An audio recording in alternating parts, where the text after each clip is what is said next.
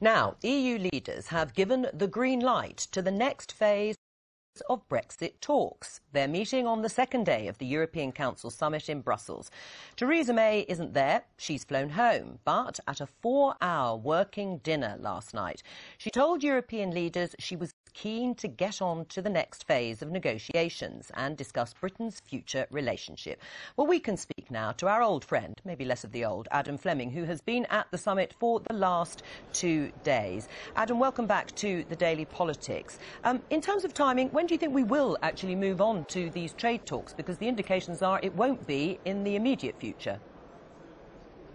Good to be back, Joe. Yes, it's finally happened. Sufficient progress has been declared. Notice that's sufficient progress, not phase one completely done and dusted. There's been a big sort of collective sigh of relief in this building over the last couple of days that they've reached this fairly symbolic milestone. Now, to your question of when the trade talks will start, we've just seen the guidelines, which are the sort of blueprint for phase two. They've just been published by the European Council. They say the first thing that will happen is that the formal negotiations about the transition period, or what the UK government calls the implementation phase. What has to happen next is that Michel Barnier, the chief negotiator, our old friend, will publish a new document, probably as soon as next week, fleshing out what those negotiations will involve, the actual terms under which they'll be conducted. And then he told me when he arrived this morning that they'll probably start the negotiations about the transition period in January, in the new year, as soon as they can, basically. Now, the issue of the future partnership, the bigger sort of idea of cooperation between the EU and the UK in future on trade, defence, security, climate change, you name it, that will probably not really get started until March 2018 at the earliest, because the EU 27, the 27 remaining countries, want the UK government to have a cabinet-level discussion about what they want from that future partnership, what they want it to look like. Only then will the EU actually put out more detailed guidance about what they want from the future partnership and how those negotiations will unfold. A little one for the connoisseurs, though. There's been a tiny change to the guidelines from the draft that was circulating in the last few days. It basically says that the EU 27, however, can start preparatory work about the future relationship and those trade talks. So it's not a complete dead stop on that until March. There will be work happening in Brussels towards those talks starting in March. Adam, Theresa May was applauded after addressing EU leaders last night. Does that mean the EU Council is full square behind her? It's been quite amazing just seeing the support that Theresa May has had from her continental colleagues.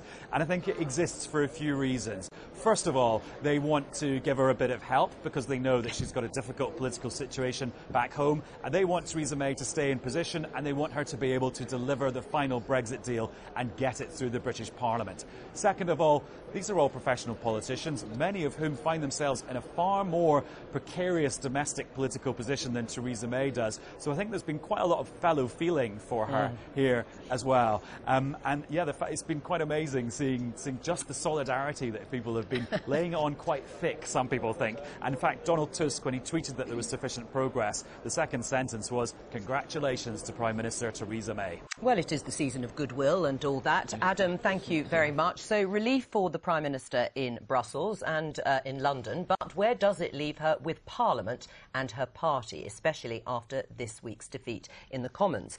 Andrew Pearce, what do you think about the rebels now, the Conservative rebels who, of course, helped defeat the government over that motion? The wreckers, the malcontents, a lot of them former ministers, of course, who were fired.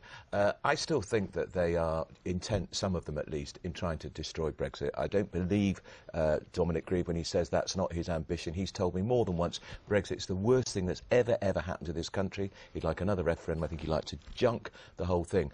As for the vote next week, I suspect the Prime Minister may back off this idea of writing the actual date into the legislation because she can't afford another defeat. Well, it's too embarrassing. It certainly enraged sorts of people like Dominic Grieve. But do you feel guilty that Dominic Grieve, who you just talked about, has received death threats over his amendment and for voting against the government? Do you feel partly responsible for whipping up that sort of... No, I don't. And I'm sorry if he's received death threats. That's very sad. There's a lot of sick people out there, and that's nothing to do with what the Daily Mail puts on its front page. And I have to say as well about the Prime Minister being applauded. The reason they've applauded the Prime Minister in Brussels is they're so relieved they're dealing with her. The last thing they want is somebody like Boris Johnson or Michael Gove, a really hard-line Brexiteer, leading the negotiations. But Anne McKelvey, although she was defeated and the government was defeated in the Commons, does it really imperil Brexit in any way? Does it really do anything to lessen the likelihood of it happening? Not to my mind. I can see the case for arguing for Parliament to have a greater say and greater sovereignty. I think that is actually the strongest plank in Dominic Grieve's argument and those of his fellow wreckers, as Andrew says, with a sort of a bit of a joke. But there is something there about the role of Parliament, which is quite difficult in this situation. However, there is a problem. There's a problem for this viewpoint, which is what do they think they're going to get? Yeah. Because there is not a dim sum menu where you can go, I'd like it, but I don't want the prawns. Can I have it? You know, with the pork. You have to actually take the direction of travel, and you saw about your package there that there's a sense that the EU is behind the direction of travel that Theresa May has taken, if they have to have Brexit at all, I should say. And if you don't go this route, and if you don't support at least most of that, you end up with a resort to WTO rules, which is the so-called hard Brexit that most people who oppose Brexit don't want most of all. So I think their own strategy is a bit unclear beyond inflicting damage on Theresa May. Right. I mean, looking ahead to next week, as you said, you think the government might withdraw that amendment, which is to write the sort of timing and the date of exit. We've heard from the lobby, where the press were gathered at number 10, to say they have no plans to withdraw it. Is that code for they will be? That's code for they might change their mind, and they'll take soundings. The whips, I don't think, handled it very well this week. There was talk that the chief whip, the new chief whip, was even threatening legal action. I don't know if that's true against some of the rebels. So it was a ham-fisted operation last week. They've got to improve it this week, and I think if there is a risk she's going to be defeated, they'll back off. But Anne's right. If they do keep pushing this, the EU has said they're not going to reopen negotiations thus far.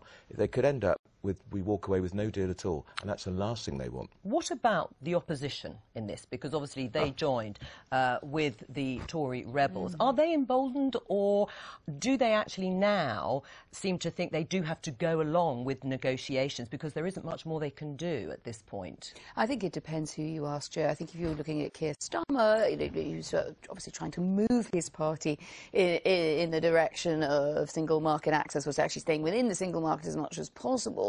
Well, what you want to do from his perspective is make life difficult for the government, but you don't want an absolutely full frontal assault on the government. So I thought it was quite interesting that Jeremy Corbyn, when he came out, sort of said along the lines of, oh, workaholics and badly organised. He said things that didn't commit Labour, Andrew will have noticed this, to anything at all. And I think Keir Starmer has at least got Jeremy Corbyn and his team as far as saying, please try not to say anything unless you mean it, because it's still very unclear what Labour would actually do. And if we were to go into an early election, that question would loom from day one, that Labour's position is absolutely mysterious. One of the things that might be intriguing to the voting public is that the Cabinet doesn't have an agreed position yet, or not publicly, in terms of how the future relationship with the EU or what it will look like.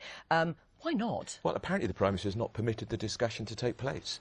I suppose she wants to get the first lot of negotiations out of the way, and now they can perhaps move on to that, but she has actually stopped the discussion. Is that because the gulf between the likes of Philip Hammond on the one hand, the Chancellor, and Boris Johnson and Michael Gove is just too wide that agreement couldn't be reached? Well, there is a big gap between them, but the Chancellor knows that we're leaving the European Union, we're leaving the single market, we're leaving the customs union. That is agreed. Right, so how far apart do you think they are, and will there be an agreed position? Because we just heard that from Brussels, the sort of threat, the Damocles sword is, well, until you have an agreed position, and we hear what the British view is of that relationship, we're not going to move on to those trade talks. Theresa May is sometimes described as a control freak, and she can be a slightly rigid leader, but I think she's maybe not being too unclever about this. I think if you look at what happened last week in the run-up to when things were going quite badly, with that meeting and the problem with the DUP and all of those things, what she did quite cleverly is she clearly got Michael Gove on side to sign up to some sort of Canada plus minus, and add to take away one. That seems to be going. So Michael Gove, as a sort of intellectual Brexiteer, seems to be coming on side. Then she got Boris Johnson in, but she got him in separately to say, could you advise? Which is kind of, would you like to have your vanity pandered to? And she's quite good, I think, at picking off the one by one. And I think what she doesn't want is to put everyone round a table and say, OK, what would you like? Because then I think those splits would open up again. And the mixture of the desire to get their view through and internal competition. She did end up with her Chancellor and Defence Secretary having a stand-up fight recently. Which actually didn't get that much coverage because there was so much. What her aim is, in short form, is she doesn't want that again. And I think what does is she picks off the naughty boys and girls one by one like a good head. Right. What about transition? Because that and the terms of transition seems to be the next priority. How urgent is that now for business that those terms are agreed? Well, I thought it's pretty much agreed, isn't it? It's going to be a 2-year transition, perhaps a bit of wiggle room, but not much more. Right. And I think business are pretty clear. I was at a conference yesterday in Reading, and I was talking to some business leaders, and they said they're much more relaxed now about Brexit. They feared the uncertainty, but they think clarity is coming. But don't you think that would be reopened, Andrew, if this issue with the date keeps slipping? Well, because it's one thing to say, you can check out any time you like, yeah. but, you can only leave in 2 years just about. Yeah. And as soon as there's any argument about the date, then I think that will really make the sort of hard Brexit crowd go crazy. All right.